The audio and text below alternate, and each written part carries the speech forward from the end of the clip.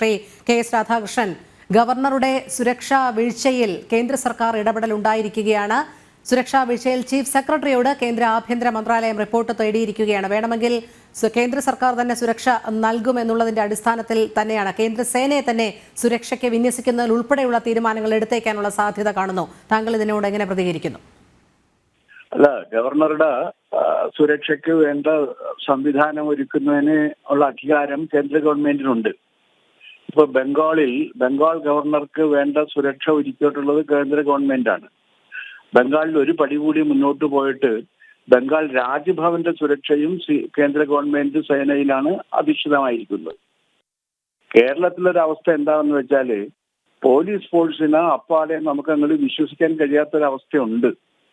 എന്തുകൊണ്ടാണെന്ന് വെച്ച് കഴിഞ്ഞാൽ Z+ കാറ്റഗറി സെക്യൂരിറ്റി ഉള്ള ഒരാളുടെ യാത്രാ വ്യൂഹം കടന്നു പോകുമ്പോൾ അദ്ദേഹം ഏതെല്ലാം വഴികളിലൂടെയാണ് കടന്നു പോകുന്നത് എന്ന കാര്യം മുൻകൂട്ടി SFI പ്രവർത്തകർക്ക് എങ്ങനെ കിട്ടി എന്നൊരു ചോദ്യത്തിന് കേരള സ്റ്റേറ്റ് പോലീസ് ഉത്തരം പറയേണ്ടതുണ്ട്. പിന്നെ ഗവർണർക്ക് എതിരെ ആക്രമണം ഉണ്ടാകാമെന്നും ഗവർണറുടെ സുരക്ഷയിൽ ചില വിള്ളലുകൾ ഉണ്ടാകാമെന്ന് കാണിച്ചുകൊണ്ട് സ്റ്റേറ്റിന്റെ സ്പെഷ്യൽ ബ്രാഞ്ചും സെൻട്രൽ ഇന്റലിജൻസും ഒക്കെ റിപ്പോർട്ടും കൊടുത്തിട്ടുണ്ടായിരുന്നു. അതൊക്കെ മാറ്റിവെച്ചുകൊണ്ടാണ് അന്ന് ഗവർണറുടെ വാഹന വ്യൂഹത്തിലേക്ക് ചെന്നുവെന്ന് മാത്രമല്ല ഗവർണറുടെ വാഹനത്തെ തല്ലുകയും ചെയ്തു. ഗവർണറുടെ വാഹനത്തെ തല്ലി എന്ന് പറഞ്ഞാൽ വളരെ ഗുരുതരമായ സുരക്ഷാ വീഴ്ചയാണത്. അത് ഗവർണർ തല്ലിയതാണത്. ഗവർണറുടെ വാഹനത്തെ തല്ലി എന്ന് പറഞ്ഞാൽ ഗവർണറെ തല്ലിയതാണ്. അങ്ങനെ ഗവർണറെ തല്ലാൻ കൂടി തങ്ങൾക്ക് അവകാശമുണ്ട് എന്നാണ് ഇത്തരം കാര്യങ്ങളെ ചെറുത്തുനിൽപ്പുള്ള സുരക്ഷാ സംവിധാനത്തിന്റെ ഭാഗമായി ജീവൻ രക്ഷാ പ്രവർത്തനമാണ് എന്ന് വിലയിരുത്തുന്ന മുഖ്യമന്ത്രിയുടെ അഭിപ്രായം. മുഖ്യമന്ത്രി പറയുന്നത് മുഖ്യമന്ത്രിക്കെതിരെ കരിങ്കൊടി കാണിക്കുന്ന ആരെയെങ്കിലും ആ റോഡരികിൽ നിന്ന് കരിങ്കൊടി കാണിക്കുന്നവരെ തല്ലി ശരിപ്പെടുത്തുന്ന DYFIക്കാരുടെയും SFIക്കാരുടെയും മാർക്സിസ്റ്റുകാരുടെയും പ്രവർത്തനത്തെ വിശേഷിപ്പിച്ചത് ജീവൻ രക്ഷാ പ്രവർത്തനം എന്നാണ്. ഇങ്ങനെ മുഖ്യമന്ത്രിയുടെ ജീവൻ രക്ഷാ പ്രവർത്തനത്തിലല്ലേ പോലീസ് ഉള്ളത്? അത് പോലീസല്ലേ ചെയ്യേണ്ടത്? അതല്ല, മുഖ്യമന്ത്രിയെ പോലെ തന്നെ കേരളത്തിലുള്ള എല്ലാവരും അവരവരുടെ ജീവൻ രക്ഷാ പ്രവർത്തകരെ ഇറക്കിക്കഴിഞ്ഞാലുള്ള അവസ്ഥ ആലോചിച്ച് നോക്ക്. ഇത് കയ്യൂക്കിന്റെ രാഷ്ട്രീയമാണ് ഇവർ പറയുന്നത്. ഈ മാർക്സിസ്റ്റുകാർ പറയുന്ന ഈ കയ്യൂക്കിന്റെ രാഷ്ട്രീയം എല്ലാവർക്കും ഉപയോഗിക്കാവുന്നതാണ്. കയ്യൂക്കിന്റെ രാഷ്ട്രീയം മാർക്സിസ്റ്റുകാരുടെ മാത്രം കുത്തകയാണെന്ന് അവർ ധരിക്കരുത്. CPIക്കാർക്ക് വരെ അത് വേണമെങ്കിൽ ഉപയോഗിക്കാം. CPI അവിടെ നിന്നുകൊണ്ട് ഞാഞ്ഞൂളിന്റെ ഭാവത്തിലാണെങ്കിലും ഇടക്കിടക്ക് പ്രതികരിക്കുന്നുണ്ട്. അതുകൊണ്ടാണല്ലോ SFIയോട് ചേർന്നുകൊണ്ട് AISFകാർ സമരം നടത്തുമെന്ന് പറയുന്നത്. ഈ AISF എവിടെ ഉണ്ടെന്നുള്ള കാര്യം അന്വേഷിക്കേണ്ടതാണ്. എന്നാലും ഞാഞ്ഞൂളിന്റെ ഭാവത്തിൽ നിന്നുകൊണ്ട് അവരും പറയുന്നുണ്ട്. പക്ഷെ അവരെയും ഇവർ തല്ലാറുണ്ട് എന്നുള്ളതാണ് വസ്തുത. മാർക്സിസ്റ്റുകാരാൽ ആക്രമിക്കപ്പെടുന്ന എല്ലാവരും ജീവൻ രക്ഷാ പ്രവർത്തനത്തിന് വേണ്ടി തുനിഞ്ഞിറങ്ങിക്കഴിഞ്ഞാൽ മുഖ്യമന്ത്രി എന്തായിരിക്കും കേരളത്തിന്റെ അവസ്ഥ എന്ന് അങ്ങ് എപ്പോഴെങ്കിലും ആലോചിച്ചിട്ടുണ്ടോ? അങ്ങ് ആഭ്യന്തര വകുപ്പ് മന്ത്രി കൂടിയല്ലേ? അങ്ങയുടെ കീഴിലല്ലേ പോലീസ്? ആ പോലീസിന് അങ്ങേക്ക് സുരക്ഷ ഒരുക്കാൻ കഴിയുന്നില്ല എന്ന് പറഞ്ഞാൽ ആഭ്യന്തര വകുപ്പ് പരാജയപ്പെട്ടു എന്നല്ലേ അതിന്റെ അർത്ഥം? അതിന്റെ ഉത്തരവാദിത്വം അങ്ങേക്കല്ലേ? അല്ല ശ്രീ രാധാകൃഷ്ണൻ, ഇവിടെ നമ്മൾ നോക്കിക്കാണേണ്ടുന്നത് ഗവർണർക്ക് ഒരു നിയമം, മുഖ്യമന്ത്രിക്ക് മറ്റൊരു നിയമം എന്നുള്ള രീതിയിലാണല്ലോ. ഇവിടെ സുരക്ഷ ഒരുക്കുന്നതിൽ മുഖ്യമന്ത്രിക്ക് അങ്ങേയറ്റം പ്രാധാന്യം നൽകുന്നുണ്ട്. അതിലേക്കാണ് ഞാൻ വരുന്നത്. മുഖ്യമന്ത്രിയെ ആരെങ്കിലും കരിങ്കൊടി കാണിച്ചു കഴിഞ്ഞാൽ അത് മഹാ അപരാധവും അങ്ങനെ കരിങ്കൊടി കാണിക്കുന്നവര് പാർട്ടിക്കാരായ ജീവൻ രക്ഷാ പ്രവർത്തകര് വന്നിട്ട് വകവരുത്തും. ഗവർണറെ കരിങ്കൊടി കാണിക്കുന്നത് ജനാധിപത്യ അവകാശം എന്ന് മാത്രമല്ല, ഗവർണറെ തല്ലുന്നതിന് വേണ്ടി ഗവർണറുടെ വാഹനത്തിൽ തല്ലുകയും 75,000 രൂപയുടെ കേടുപാടുകൾ ഉണ്ടാക്കുകയും ചെയ്തത് ജനാധിപത്യ മാർഗം എന്നുകൂടി പറയുമ്പോഴാണ് അതിന്റെ ഇരട്ടത്താപ്പ് ശരിയാകുന്നത്. മുഖ്യമന്ത്രി ഇതാണ് ഈ ഇരട്ടത്താപ്പ് അങ്ങ് പോകുന്നതെന്നുണ്ടെങ്കിൽ കേരളത്തിന്റെ ക്രമസമാധാന നില തകർന്ന് തരിപ്പണമായി പോകും. മാത്രമല്ല SR ബൊമ്മ കേസിൽ എന്താണ് സുപ്രീം കോടതി പറഞ്ഞത് എന്ന് കൂടി അങ്ങൊന്ന് അന്വേഷിക്കുന്നത് നന്നായിരിക്കും.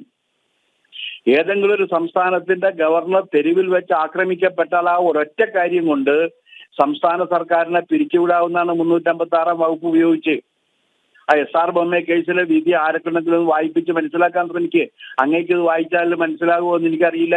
ഇനി മനസ്സിലായാൽ തന്നെ അതിന് സമയമുണ്ടോ എന്ന് എനിക്കറിയില്ല. പക്ഷെ അങ്ങയുടെ ഈ കിങ്കരന്മാരായ അഭിഭാഷകരെ ഏൽപ്പിക്കരുത്. നിയമം അറിയാവുന്നവരെക്കുള്ളും ചോദിച്ച് മനസ്സിലാക്കിക്കേ. എന്നിട്ട് നിങ്ങൾ പെരുമാറൂ. നിങ്ങൾ ഈ രാജ്യത്തെ എങ്ങോട്ടാണ് കൊണ്ടുപോകുന്നത്? ഗവർണറെ ആക്രമിക്കാം, ഗവർണറെ ചീത്ത വിളിക്കാം, ഗവർണറെ അധിക്ഷേപിക്കാം. ചാൻസലറെ ഒരു സർവകലാശാലയുടെ ക്യാമ്പസിൽ കാല് കുത്തിക്കില്ല എന്ന് പറയാൻ ഇവർക്ക് ആര് അധികാരം നൽകി? അതാദ്യം പറയട്ടെ. 42 ക്രിമിനൽ കേസുകളിലെ പ്രതിയായിരിക്കുന്ന ആർഷോമാണ് പറയുന്നത്. അതിൽ വധശ്രമം മാത്രമല്ല, കൊലപാതകം അടക്കം, വ്യാജരേഖ ചമക്കൽ, ഒരേ സമയം 2 സർവകലാശാലകളിൽ റെഗുലർ വിദ്യാർത്ഥിയായി പഠിക്കൽ, ഇങ്ങനെ ഒരുപാട് ക്രിമിനൽ കേസുകളിൽ പ്രതിയായിരിക്കുന്ന ആർഷോം അദ്ദേഹമാണ് ഈ മഹത്തായ വിദ്യാർത്ഥി പ്രസ്ഥാനത്തെ നയിച്ചുകൊണ്ടിരിക്കുന്നത്. അദ്ദേഹം എന്താ പറഞ്ഞത്? അദ്ദേഹം പറഞ്ഞത് ഞങ്ങൾ ഈ ചാൻസലറെ കാല് കുത്തിക്കില്ല എന്നാണ്. ഒരു സർവകലാശാലയിൽ ചാൻസലറെ കാല് കുത്തിക്കില്ല എന്ന് പറഞ്ഞാൽ അതിന്റെ അർത്ഥം ആ സർവകലാശാലയിൽ നിയമവും ചട്ടവും നടപ്പാകുന്നില്ല എന്നത് തന്നെയാണ്. ഇത് മനസ്സിലാക്കാൻ കെൽപ്പില്ലാത്ത ഉണ്ണാക്കന്മാരാണ് VC-മാരായിട്ടിരിക്കുന്നതെന്ന് പറയാതിരിക്കാൻ കഴിയില്ല. അല്ലെങ്കിൽ അതിനോട് പ്രതികരിക്കേണ്ട ബാധ്യത വൈസ് ചാൻസലർക്കുള്ളതാണ്. കാരണം ഒരു സർവകലാശാലയ്ക്കകത്ത് ചട്ടവും നിയമവും അനുസരിച്ച് കാര്യങ്ങൾ നിർവഹിക്കേണ്ട ഉത്തരവാദിത്തമുള്ള ഭരണാധികാരി കൂടിയാണ് വൈസ് ചാൻസലർ. ഓട്ടോണമസ് ആണ്. ആ വൈസ് ചാൻസലറാണ് അപ്പോൾ പറയേണ്ടത് നിങ്ങൾ പറയുന്നത് തെറ്റാണ്, ചാൻസലർക്ക് ഈ ക്യാമ്പസിൽ കാലുകുത്താൻ കഴിയില്ല എന്ന് വന്നു കഴിഞ്ഞാൽ ഈ ക്യാമ്പസില് നിയമവും ചട്ടവും ഇല്ലാതെ ആയിരിക്കുന്നു അതെ, ശ്രീ രാധാകൃഷ്ണൻ, എന്തായാലും ഈ ഭരണ തണലിൽ നടത്തുന്ന ഇത്തരം വാചക കസർത്തുകൾക്കൊക്കെ വിരാമമാകും കേന്ദ്രത്തിന്റെ ശക്തമായ ഇടപെടലും കേന്ദ്രസേനയുടെ സുരക്ഷാ സംവിധാനങ്ങളും വരുന്നതോടുകൂടി. അല്ല, ഇത് വെറും വാചക കസർത്തല്ലല്ലോ, ഭീഷണിയല്ലേ പ്രവർത്തിക്കുന്നത്. അതിന് പറഞ്ഞ എന്താണ്? ഞങ്ങൾ സർ-CPയെ വെട്ടിയവരാണെന്ന്. എന്ന് വെച്ചാൽ എന്താണ്? ഗവർണറെയും വെട്ടുമെന്നാണ് ഇവർ പറയുന്നത്. ഒന്നാമത് സർ-CPയെ വെട്ടിയത് വിവരമില്ലാത്ത ഏതോ അല്ലെങ്കിൽ തലക്ക് ഭ്രാന്തരത്തെ ഏതോ ഒരു RSPക്കാരനാണ്. ആ RSPക്കാരന് തലക്ക് ഭ്രാന്തായിരുന്നു എന്ന് വേണം കരുതാനായിട്ട്. അതാണ് അങ്ങനെ വിട്ടുകൊണ്ട് ഇങ്ങനെ വെട്ടിച്ചത്. അതിന്റെ പിന്നിലെ കാര്യങ്ങൾ എന്തൊക്കെയാണെന്ന് ഇതുവരെ വേണ്ട വിധത്തിൽ അന്വേഷണം പോലും നടന്നിട്ടില്ല. ഇവര് പറഞ്ഞത് എന്താണ്? ഞങ്ങൾ സർ-CPയെ വെട്ടിയവരല്ല. SFI ആണ് സർ-CPയെ വെട്ടിയത്. 1964 ഉണ്ടാക്കിയ ഒരു പാർട്ടിയുടെ വിദ്യാർത്ഥി വിഭാഗമാണ് സർ-CPയെ വെട്ടുന്നത്. 1964 ഉണ്ടാക്കിയ ഒരു പാർട്ടിയുടെ വിദ്യാർത്ഥി വിഭാഗമാണോ കേരളത്തിലെ വിദ്യാഭ്യാസത്തിന്റെ മികവിന് കാരണം? എന്തെല്ലാം വിഡ്ഢിത്തങ്ങളാണ് പറയുന്നത്. ഈ വിഡ്ഢിത്തങ്ങളൊക്കെ കേട്ടു നിൽക്കാനും അതിന് ഓശാന പാടാനും ഒരു പാർട്ടി സെക്രട്ടറി കൂടി ഉണ്ടെങ്കിൽ അവസ്ഥ നിങ്ങൾ ആലോചിച്ച് നോക്ക്. ഇങ്ങനെയല്ലല്ലോ വിവരക്കേട് പറയുമ്പോൾ വിവരക്കേടാണെന്ന് പറഞ്ഞ് തിരുത്തണ്ടേ? എന്നിട്ട് എന്താണ് അവരുടെ പോളിറ്റ് ബ്യൂറോ മെമ്പറാണോ കേന്ദ്ര കമ്മിറ്റി മെമ്പറാണോ ഒന്നല്ല, കേന്ദ്ര കമ്മിറ്റി മെമ്പറും സ്റ്റേറ്റ് സെക്രട്ടേറിയറ്റ് മെമ്പറും മുൻ മന്ത്രിയും ഒക്കെ ബാലം പറഞ്ഞ എന്താണ്? SFIക്കാര് ഗവർണർക്ക് സുരക്ഷ കൊടുക്കാമെന്ന്. ഇവരാരാണ്? SFIക്കാര്? ഇവർക്ക് ആര് അധികാരം നൽകി ഇതിനൊക്കെ? ബാലനാ വിവരമില്ല. ബാലൻ വാ തുറന്ന വിവരക്കേടേ പറയൂ. അത് പിന്നെ ബാലനായതുകൊണ്ട് ആ ബാലത്വം വിട്ടുമാറാത്തത് കൊണ്ട് വിവരക്കേട് പറയാനുള്ള അവകാശം ഉണ്ടെന്ന് പറയാം. ഇതൊക്കെ ഈ നമ്മുടെ പൊതുസമൂഹത്തിൽ പറഞ്ഞുകൊണ്ട് ഈ ഒരു തരം ഹൂളിഗൻസിന് ഗവർണർ പറഞ്ഞ വളരെ കറക്റ്റാണ്. ആർഷോ നേതാവായിരിക്കുന്ന ഒരു പാർട്ടി ക്രിമിനൽസിന്റെ സംഘമാണെന്ന് പറഞ്ഞതിൽ എന്താ തെറ്റ്?